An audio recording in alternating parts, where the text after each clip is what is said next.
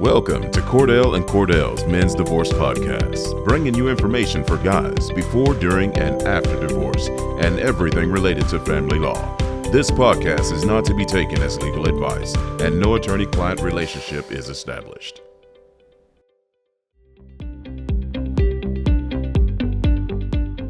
Welcome back to another episode of the Men's Divorce Podcast. I am Rick Julius, a senior litigation partner with Cordell and Cordell. Today, I am joined by Valerie Fisher out of our San Antonio, Texas office. Good afternoon, Valerie. Good afternoon, Rick. It's a pleasure to be here. Thank you for having me on. Thanks for coming. Why don't you tell the audience a little bit about yourself and your background, as today we're going to be talking about domestic violence allegations in family law. Right. So as you mentioned, I'm out of San Antonio, Texas. I'm a senior litigation attorney here out of our office. And I'm a former prosecutor that specialized in family violence court. And so I have quite a bit of experience in both the criminal side, dealing with these cases as they come into intake and the fact patterns that typically arise in them. And of course, dealing on our side, coming at it from a divorce perspective or a child custody perspective, and when there are domestic violence allegations there, and kind of being able to assess those facts as they relate to the criminal cases as well. Yeah, it's always good to have both perspectives from the prosecution side and the defense side. So I'm glad you're here with us today. Thank you. So domestic violence in divorce seems to be an ever-growing topic. So the first thing I kind of want to go through is, if I'm a man in a divorce and there's been some incident or there's been some allegation of domestic violence, why don't you walk me through sort of the first steps of what I need to do in terms of protecting my rights?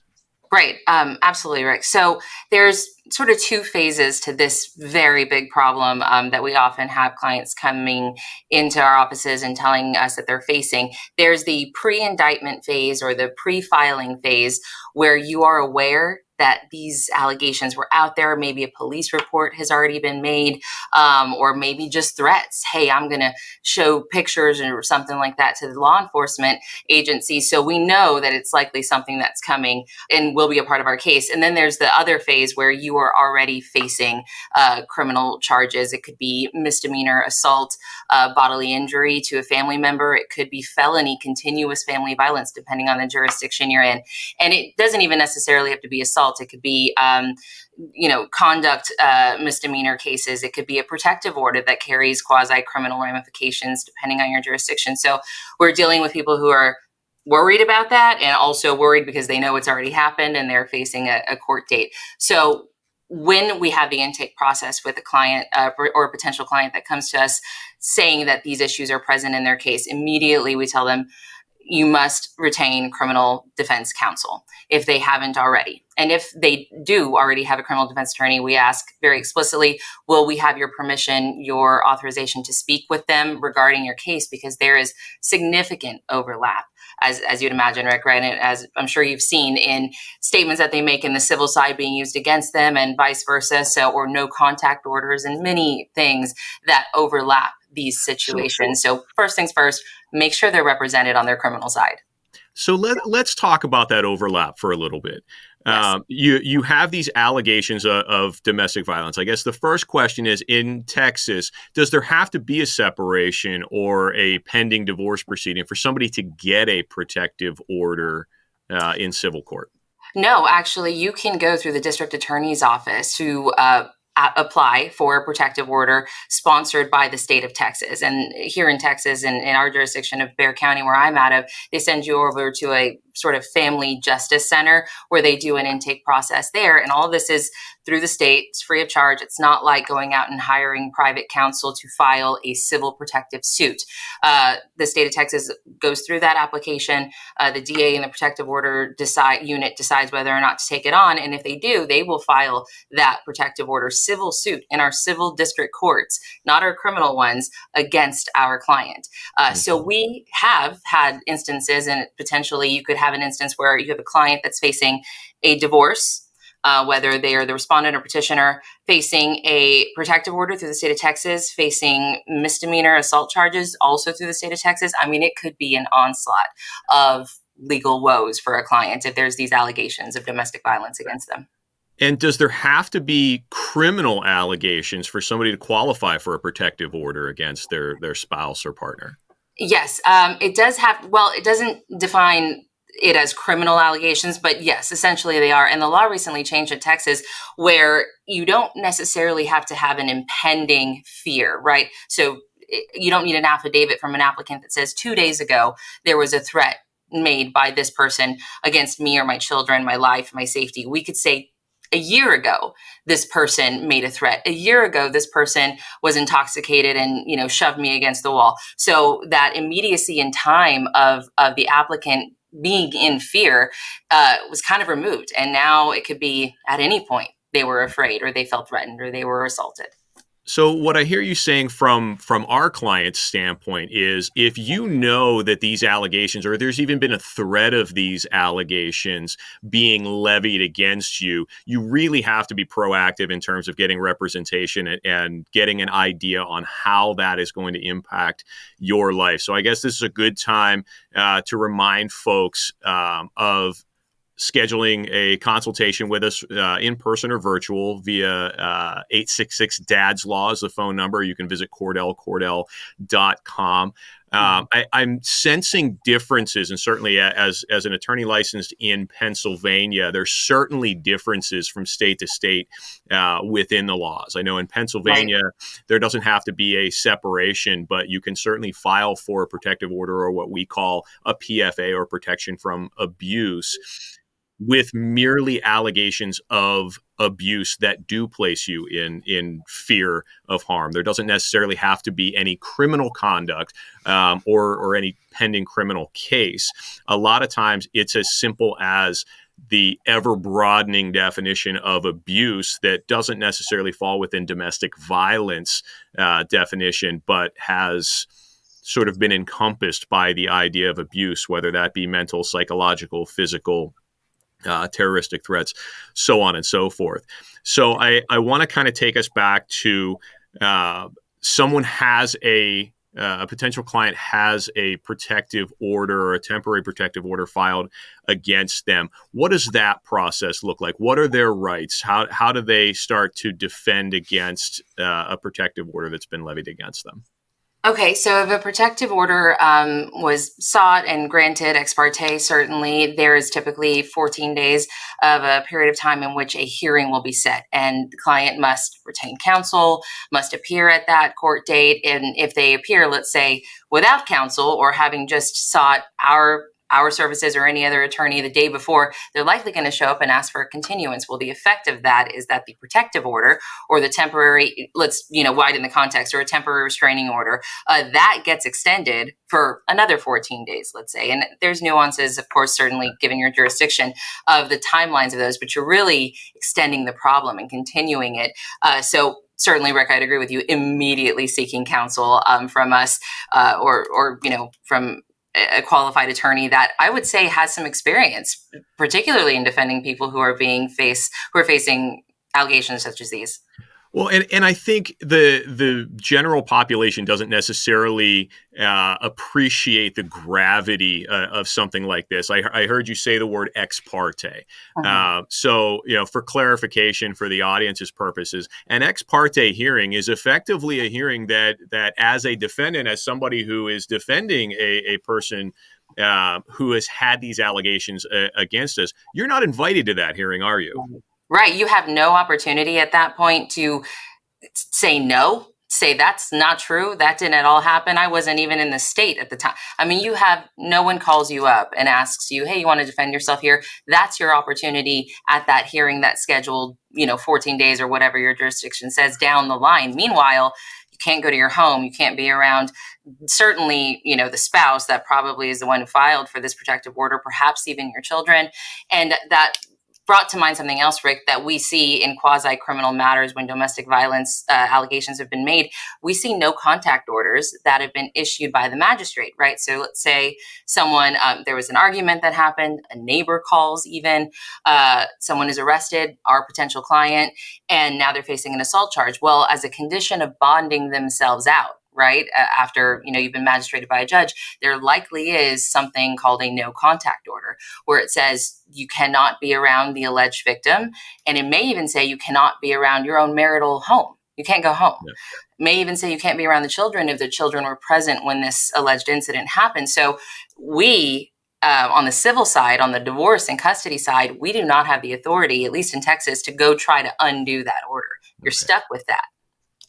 And so another point is I'm hearing you list these things, and I'm just thinking of constitutional rights. Right. And what about your right to own a weapon or possess a weapon during that period of time? Certainly. So there can be nuance. However, I would largely venture across the board, across jurisdictions, this is fairly consistent that you are not allowed to possess firearms at that time.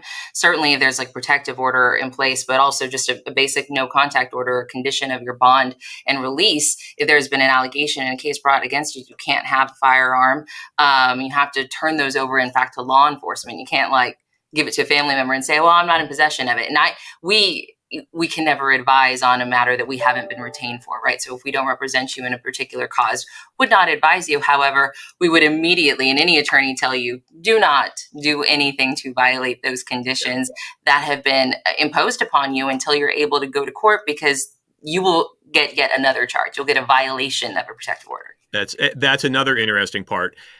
So from that standpoint, if I've had this order that's been entered against me at a hearing I wasn't invited to, and now I've sort of lost all of these rights, and there is this no contact provision or an order that requires I'm not even allowed to go to my house, Right. Can I be found in violation of an order if I don't believe it should have ever been entered to begin with? Great question, and you absolutely can. You can be found in violation of a protective order you disagree with.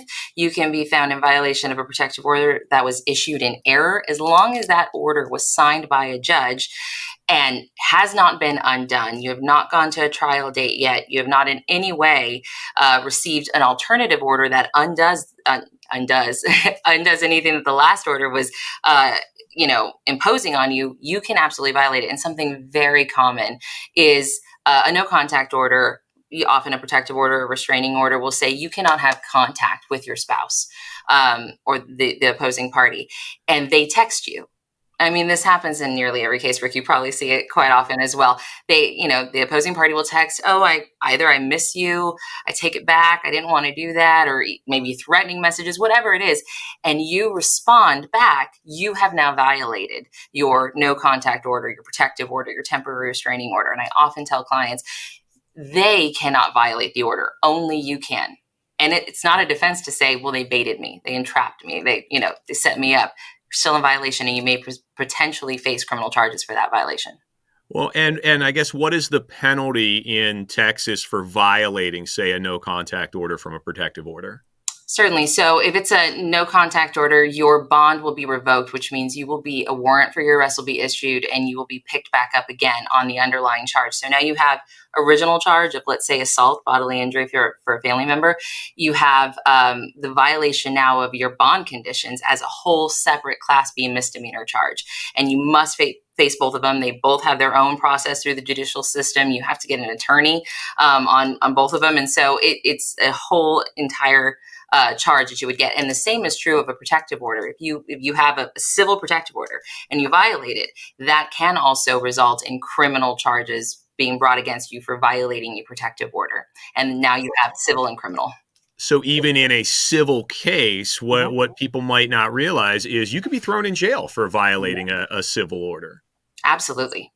And it will most certainly be used against you. And not to get too jurisdictionally specific, but in Texas, it's a shall standard.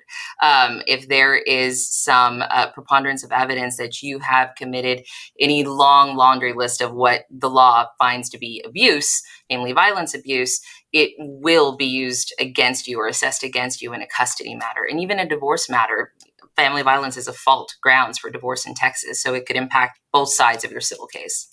Okay. And so I guess in summary, as I'm looking at kind of what we've talked about here, so we have this hearing, there's allegations of domestic violence.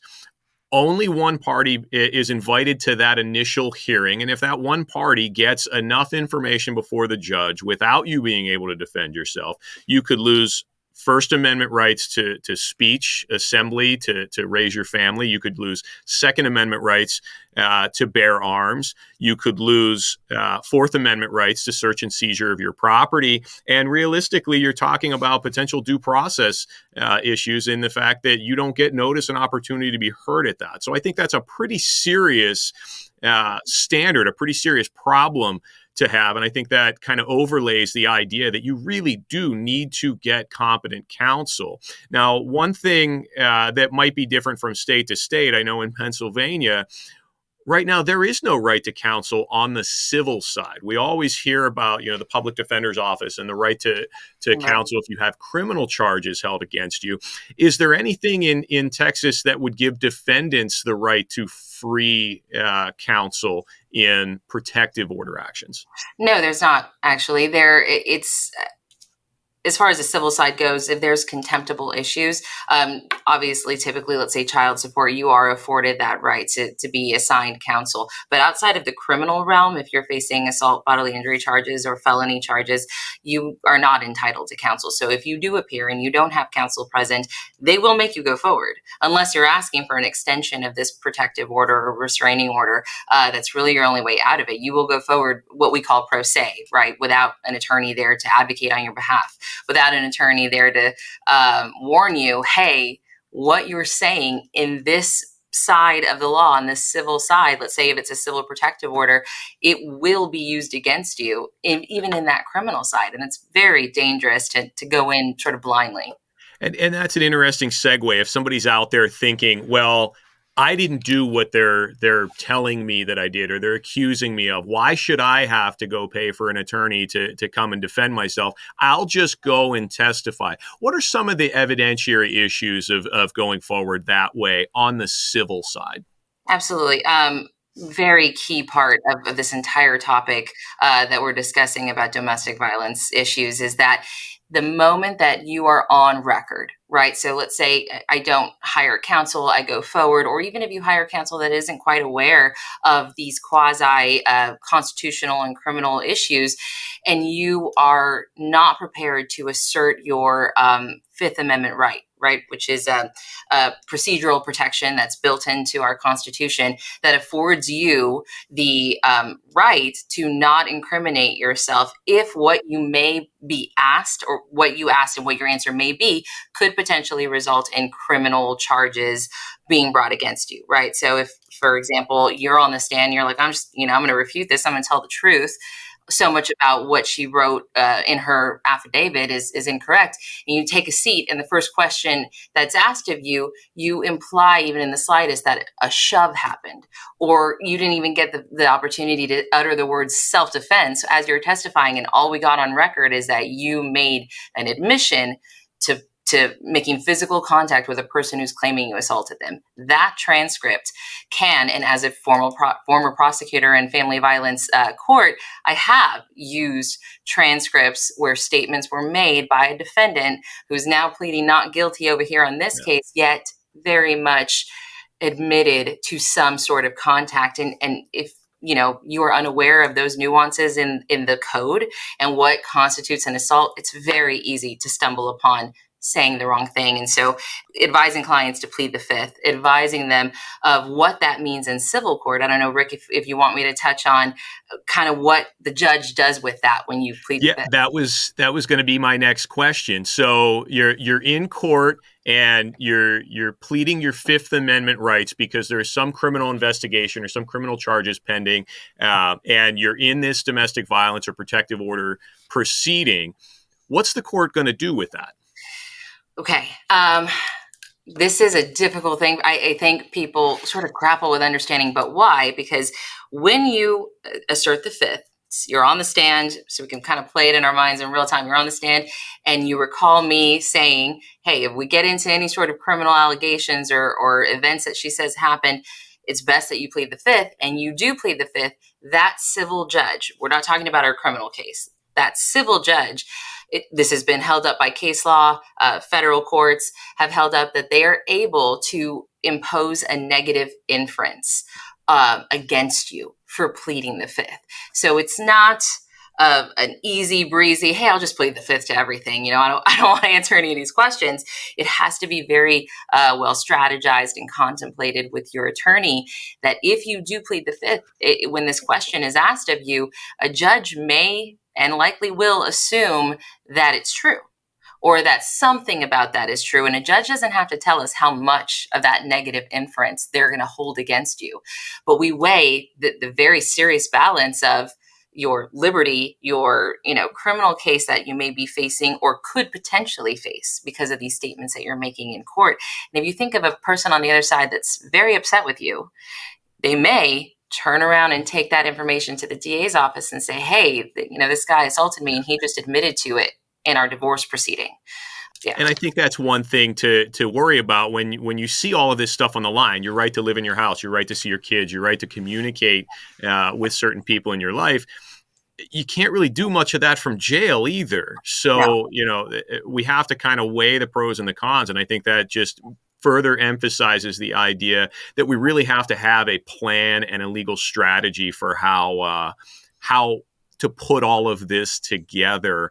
And the more time we have to be able to do that, the better. So certainly, even if nothing is actually filed against you, if you have reason to believe these allegations are being made against you, or may be made against you, it is very important to call us for a consultation. We'll sit down, we'll go over what the allegations are and what the potential defenses are, and come up with a legal strategy so that you know how you're going to address this in the event that something like that happens. Certainly. I often tell my clients, when I'm made aware very early on to them coming to us at Cordell Cordell, that if you're facing pending charges or allegations about violence, we are going to have a very in-depth trial prep session, if not more than one, and be prepared for that. And that's not to scare them off. That's to tell them, don't worry, we will discuss any and every aspect of this so that we know together whether, in weighing those serious balances of, do you plead the fifth or do you potentially say what actually happened? And I need to be able to say to you in all earnestness and honesty what my advice would be. So it is something that definitely is prep heavy and vital in these kinds of cases. I've unfortunately heard stories from clients who come to us after they've maybe been to other counsel that said, well, I never even talked to them. I saw them at court, or I wasn't able to get into it. And there's just no way that you could fully be able to make an informed decision about what you're going to do on the record in that case. So one last thing before we let everybody go here, I wanted to touch on the idea when it comes to protective orders and allegations of domestic violence of a default judgment. Let's say I have a client that says, you know what, we're separated and I don't want to talk to her anyway. We have no kids together. We have no property together. I don't care to speak with this person at all. I just won't show up to court that day. What are some of those consequences? Right. So again, not going into what the different jurisdictions may, differentiate, but generally, if you do not appear and a protective order that was granted based on allegations of violence, somewhere in that affidavit, in the original protective order, an allegation of family violence was made against you, and you fail to appear. In the future, if you decide to fight for custody, that's kind of a big thing that may change, right? The circumstances, you may never want to talk to them again. Although if that changed as well, your order didn't go away. Your order didn't change with your feelings or her feelings. You very much are putting yourself in jeopardy of what we were discussing earlier, which is picking up another criminal case or your first criminal case. Depending on the protective order, if it's a lifetime one or 2 years or what have you, you are still very much subject to what's in that order, regardless of whether or not you were defaulted and you changed your opinion about it. But most, importantly, something that people don't consider is that, at least in the state of Texas, it is, as I said earlier, a shall standard. If a protective order that's based on family violence, which they mostly are, was issued against you, whether by default or after a hearing by a judge, a court shall consider that in not appointing you sole managing conservator, and potentially will not allow you to have unsupervised visitation with your children. All those things stay in place if you fail to appear for a hearing on protective order, if you fail to defend yourself, if you fail to respond in any way, it will follow you. And I think that's an interesting point, especially for a younger crowd. And let's say it is a first marriage or a relationship that hadn't produced children, and this order is entered, for multiple years. In Pennsylvania, it can go up to 36 months and can be extended for cause. And so you can have this finding against you from a person you never have any intention of being with or even being in the same room or speaking to again. But one, you have an order that is potentially punishable by going to prison. If you even so much as make contact with the wrong person or dial the wrong number or anything like that. But also you have this finding that was entered without you, and you think it doesn't have that consequence. Well, what happens years down the line when a second spouse or another partner with whom you have a child now has this legal finding against you? So it's very important, even if you don't feel as if you have consequences to be rendered against you, or that the relationship isn't worth salvaging, that you understand the legal seriousness of a finding like this against you, particularly as states like Pennsylvania begin to expand their laws and how they deal with abuse and allegations of violence and domestic violence and family violence. So yeah. We'll wrap up here, Valerie. I so appreciate you being on with me today. I want to remind the audience again, if you ever have domestic violence or have any cause to believe that domestic violence allegations will be levied against you, call 866-DADS-LAW, get an appointment in office or a virtual appointment. If you can't make it into one of our offices, come see one of our attorneys, come talk to one of our attorneys, at least get an understanding of what your situation is. Call 866-DADS-LAW or visit CordellCordell.com. Also, if you enjoyed the content, we have additional content on YouTube. You can just search Men's Divorce Podcast or log in from our website at CordellCordell.com. Thank you so much for being with me today. Thank you so much, Rick, for having me.